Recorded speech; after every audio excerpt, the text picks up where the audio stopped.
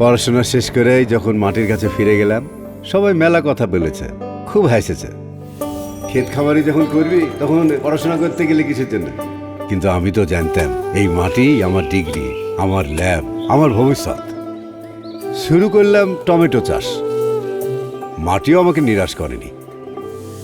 এ মাটি আমার প্রাণ, আহা মন জুড়ানো সে ঘাম।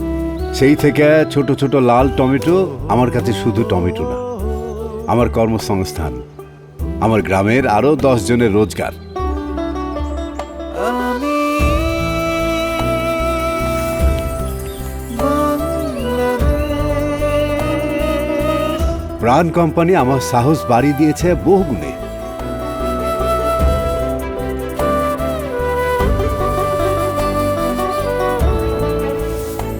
আমার মতো আরো মেলা কৃষকের কাছ থেকে প্রতি বছর 22,000 মেট্রিক টন টমেটো সংগ্রহ করে ছড়িয়ে দিচ্ছে দেশ বিদেশে।